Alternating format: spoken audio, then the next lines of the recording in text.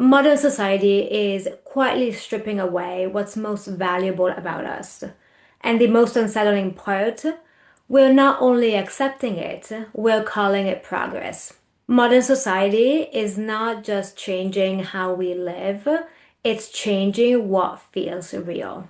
If you've ever felt like a spectator in your own life, like everything around you is moving but nothing makes sense, if you've had the eerie sensation of pursuing something for years, a career, a family, a degree, but then you get there and you feel flat, then pay attention.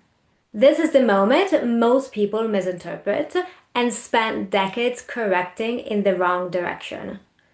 That detachment that you feel is not personal failure. It's not laziness. It's not ingratitude. It's a signal that something fundamental is waking up. I remember so clearly when my own existence didn't feel fully real. I was an esteemed college professor pursuing tenure, getting published, rushing across the US from one conference to the next. But did I truly care about becoming part of academia? No. And yet I performed competence flawlessly. I followed the script all the way to the top until one day something inside of me broke the spell. It was just a normal day. I was teaching a regular class, dutifully rehearsing the same material, when in a split second, in an unexpected moment of grace, I saw my life from the outside. In that moment, I realized I was living someone else's dream. My relentless work ethic, it wasn't only passion, it was desire for approval, recognition, status, and the need to fit in. It felt like a mask I had built an entire life upon had slipped. Like I could suddenly see my life unfolding from the outside. I was there performing my life, but not fully there. For the first time, I saw things clearly. It felt like being Truman in the Truman Show when he slowly begins to realize that his life and the world around him are staged. In that moment of awakening, I stepped off the set and back into my own life. But this time, not as a spectator, as an active participant. The cost of this way of living, of existing at a distance from our own experience, is immense. We're watching aliveness being drained from entire generations, especially the younger ones, and we're calling it normal, success, progress. Modern society is quietly replacing real experience with representations of it. Life is no longer something we inhabit, it's something we observe. We document moments instead of feeling them. We curate identities instead of discovering who we are. We optimize routines instead of asking what truly moves us. And the most disturbing part is that it's so normalized that most people don't even realize it's happening. No one tells you don't build a career, don't do the responsible thing, don't participate in society. No one's gonna tell you to look inside yourself first. Certainly not the system that depends on your predictability. It's imperative that we learn to tell the difference between a life of abstraction and a life fully lived, between a life that looks good and a life that feels good. We have to name this modern day confusion out loud and decide that we will not live half alive. Most of what we call living isn't living at all. Real experience is primal, pulsating. It has a texture, it's unpredictable, it moves through you, it interrupts your thoughts, it has weight, consequence, it feels true. It's not staged, it's not performative, it's not a highlight reel. It doesn't feel like you're a character in a play, kind of like moving through space, but not fully there. Most of what modern civilization calls life is actually an experience that is extremely mediated. It's filtered, it's optimized, it's designed to make us controllable. Look at today's society. We document moments instead of inhabiting them. We curate identities instead of discovering who we are. We track macros instead of enjoying our food. We optimize routines instead of being fully present to the moment. We chase goals, we chase recognition, we chase followers, we chase visibility, we chase the right opinions so we won't be ostracized, we chase the right identity so we'll be approved. And when we reach these things, we feel nothing because we were never truly inside those things. Nowadays, we're living more than ever and experiencing less than ever. Most of what we call living is actually emptiness, lack of direction, meaninglessness. It's misdirected and displaced vitality. We optimize routines, we post on social media, we manage relationships, we chase the next big milestone, and we feel dead inside. This spectator mode of existence, what I call life amnesia or spectator consciousness, is restless, urgent, always comparing, always following the next shiny object. We don't experience things directly, we experience ourselves experiencing them. The French philosopher Guy Debord described these shifts decades ago in his work, The Society of the Spectacle. He argued that modern societies were no longer organized around direct lived experience, but around representations of life. Images replacing reality, appearances replacing participation, observation replacing presence. Life gradually becomes something we watch, and we begin to organize our existence around what can be displayed rather than what can be felt. Spectator consciousness asks, how does this look? How will this be perceived? What does this signal about me?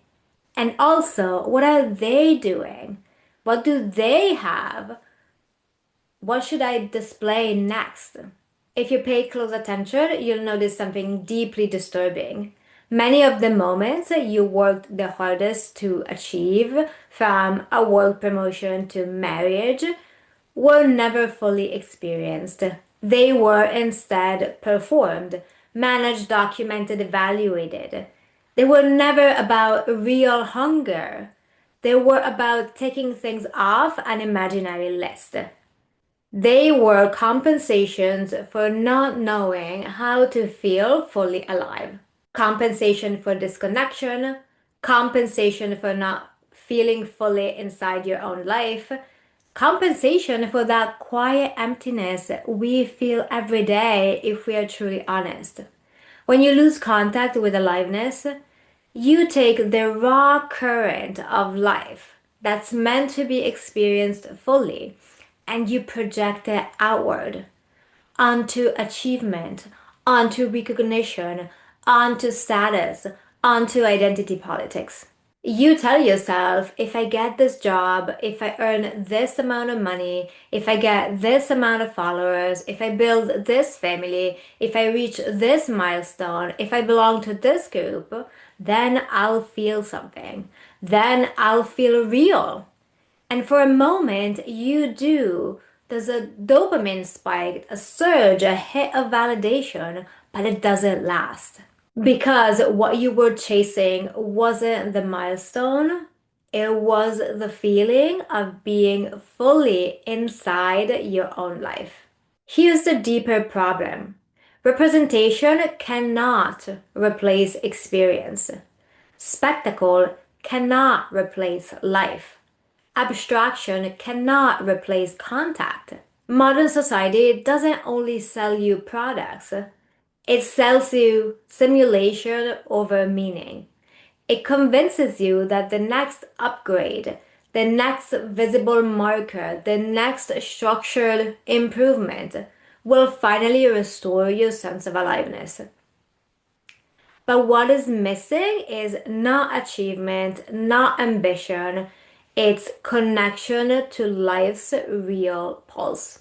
There is a profound difference between witnessing your life and actually inhabiting it.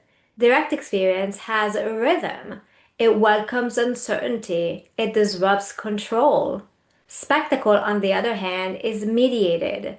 It is absorbed from the environment. It is normalized long before you realize you're performing it. Until one day you wake up and notice something strange. You're extremely busy but absent from your own life. Not because you failed, but because you were trained to experience reality at a distance. There's a paradox no one talks about. The moment you stop performing the life you were told to perform, the moment you loosen your grip on the image you were trained to maintain, the moment you think everything might fall apart, is often the moment you begin to feel free. Not necessarily successful, probably not certain, but free. Because for the first time, the machinery, the mechanism of spectator living, of spectator consciousness begins to loosen. What was never truly yours starts to fall away. In that moment, you realize something truly extraordinary. You realize something truly revolutionary. You were trying to perform aliveness instead of experiencing it. You mistook representation for reality, display for participation, metrics for vitality. And the instant you see that clearly, something inside of you unclenches. You don't become passive. You don't lose your drive. You don't stop caring about your life. You simply stop living it from the outside in. You stop outsourcing your experience to images, to expectations, to the gaze of others, and reclaim direct authorship of your life. That's what you've been robbed of. Not your intelligence, not your ambition, not your capacity, but your direct access to the pulsing current of being alive before it gets filtered into spectacle, before it gets reorganized into fixed identity, social media trends, or your resume. Until we name this transformation clearly, we will continue confusing compensation with freedom. We will continue building lives that look meaningful but feel strangely unreal. We will continue chasing trajectories that bring recognition but not contact. We will continue succeeding at lives we were always keeping at a distance. The radical shift is not about withdrawing from life, but it's this. Stop performing your existence, stop chasing abstractions, and you begin allowing contact. Aliveness does not return as an idea, not as an identity, not as a visible achievement. It returns as sensation. The sun on your skin, cold air in your lungs, a conversation that unexpectedly moves you, laughter that interrupts your control, music that lands somewhere deeper than thought. Real, unmediated life does not announce itself. It does not optimize itself. It does not ask to be documented. It begins quietly. And as feeling returns, something inside you begins to reorganize. Your work stops being performance. Your relationships stop being staged. Your goals stop being proof of your worthiness. Your life slowly begins to take shape around what feels real instead of what looks impressive. That is the deeper shift.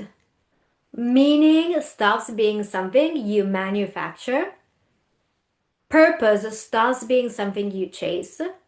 It emerges the moment you return to your own life. You don't manufacture this, you just stop distancing yourself from life. You don't add something new to your existence, you remove what was keeping you at the surface. You don't strategically map your 5 year plan, you open yourself up to experiencing the world again, unmediated. And what you begin to notice is that aliveness was never gone, it was just waiting. Under the performance, under the abstractions, under the noise, waiting for you to stop confusing representation with reality. Waiting for you to stop watching your life and to begin inhabiting it. And the moment you feel that difference, even briefly, you realize something quite radical. Nothing essential was ever missing, it was only misdirected. The first step is to recognize that some of the ways you learned to live were never truly yours. Once you do that, you begin to move beyond performing life altogether. Because the way modern society teaches you to live always points outward, towards image or the next improvement or the next trend. It keeps you oriented towards something that's always out of reach. But once you see the mechanism clearly, once you recognize spectator living for what it is, something shifts. You stop organizing your existence around display, around optimization, around being perceived correctly, and when you stop, you feel something far more powerful than success. You feel freedom. Not because you achieve perfection, but because you're no longer living at a distance from your own experience. In that freedom, something extraordinary happens. You begin to touch what has always been there. Not the upgraded identity, not the perfected future, not the life that looks impressive, but life itself. Unmediated, undocumented, unperformed. The air, the room, the body, this moment. And slowly you realize nothing was ever wrong with you. You were simply living inside a system that trained you to observe your life instead of inhabiting it. Aliveness was never missing, it was waiting for you to stop performing it. If what I'm saying resonates, stay with this inquiry. Subscribe. This channel is a growing body of work about restoring aliveness in a world that quietly trains you to live at a distance from your own life. And if you want to go deeper, I share longer reflections, frameworks, and updates in the newsletter below. We were never meant to be spectators of our own existence. And once you begin to see that clearly, it becomes very difficult to go back to living on the surface.